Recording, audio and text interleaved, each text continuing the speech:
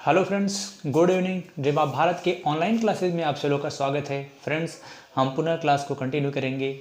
सबसे पहले तो समस्त देशवासियों को दिवाली की हार्दिक शुभकामनाएं और बधाई।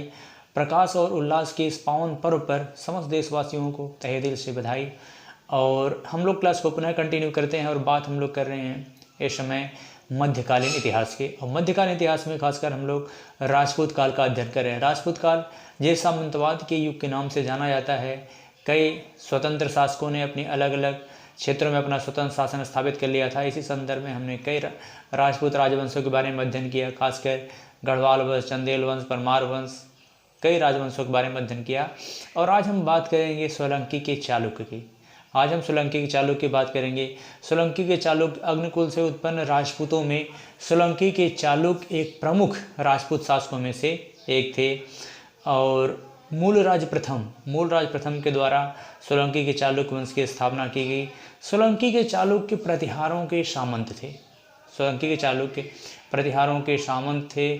और मूलराज प्रथम के बाद भीमदेव प्रथम इस वंश का सबसे शक्तिशाली शासक हुआ, जो 1022 से लेकर के 1064 तक शासन किया। भीमदेव प्रथम के समय महमूद गजनी वंश का शासक महमूद गजनवी 1025 ईस्वी में गुजरात के सौराष्ट्र प्रांत में इससे सोमनाथ मंदिर पर आक्रमण किया और सोमनाथ मंदिर को पूरे तरीके से क्षतिग्रस्त कर दिया। हालांकि भीमदेव द्वितीय ने वह सोमनाथ मंदिर का पुनर्जीर्णोद्धार करवाया जो पहले लकड़ी और मिट्टी का बना था।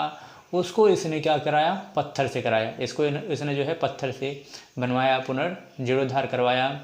और भीमदेव द्वितीय का उत्तराधिकारी जयसिंह सिद्धराज हुआ।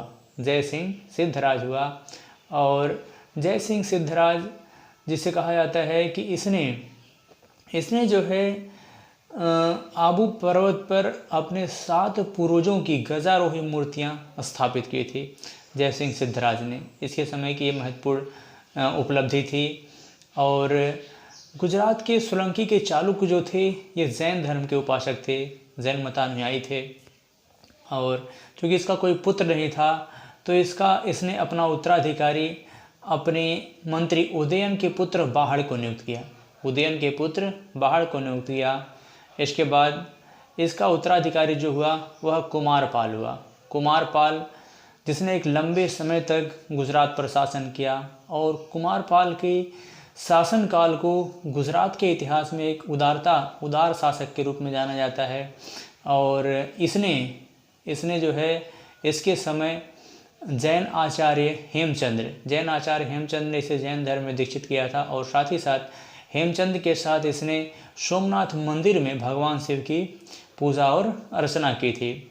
इसके अलावा कुमारपाल चरितम जयसिंह जो थे कुमारपाल चरितम के लेखक, वो कुमारपाल के ही दरबार में रहते थे। और इसने जो है पूरी तरीके से अहिंसा के रूल को फॉलो किया। और इसके समय जितने भी इसने मद्यपान पर प्रतिबंध लगा दिया, साथ ही साथ शिकार करने पर प्रतिबंध लगा दिया और पशु हत्या पर प्रतिबंध लगा दिया। शिकार करने पर जब इसने प्रतिबंध लगा दिया तो सन्यासियों को मृगछाल मिलना बंद हो गया। और साथ ही साथ जो लोग जो है मांस वगैरह पर डिपेंड रहते थे, जिनका यही कारोबार था, और वो पूरी तरीके से व्यवसायहीन हो गए। इसके बाद कुमारपाल का उत्तराधिकारी अजयपाल हुआ। और अजयपाल के शासनकाल को शैव और जैनियों में एक संघर्ष प्रारंभ हो गया। और शैव मतावलंबियों ने जैनियों के मंदिरों को तोड़ दिया और पूरी तरीके से उन्हें एक तरीके से हानि पहुंचाई। और इसका उत्तराधिकारी जो हुआ वह मूलराज द्वितीय ने मोहम्मद गोरी की सेना को आबू की पहाड़ियों में पराजित किया था। और मूलराज द्वितीय का उत्तराधिकारी जो हुआ वह भीमदेव द्वितीय एक शक्तिशाली शासक था। भीमदेव द्वितीय के समय गुजरात पर मोहम्मद गोरी का आक्रमण हुआ और इसने जो है उसको पराजित किया था। भीमदेव द्वितीय के समय ही आप देखेंगे तो 1195 ईस्वी में कुतुबुद्दीन ऐबक ने गुजरात पर आक्रमण किया। हालांकि कुतुबुद्दीन ऐबक ने गुजरात पर 2 बार आक्रमण किया था। दूसरे आक्रमण में उसने अहिलवाड़ के गुजरात के एक बड़े भाग को जीत करके अहिलवाड़ पर अधिकार कर लिया और आगे चल करके गुजरात की स्वतंत्र सत्ता समाप्त हो जाती है। इस तरीके से एग्ज़ाम ऑफ व्यू की दृष्टि से जो टॉपिक महत्वपूर्ण थे हमने उन सभी बिंदुओं पर डिटेल से चर्चा किया। इसलिए अब ये टॉपिक यहीं पर समाप्त होता है। तो हमें इजाज़त दीजिए। जय भारत, जय हिंद।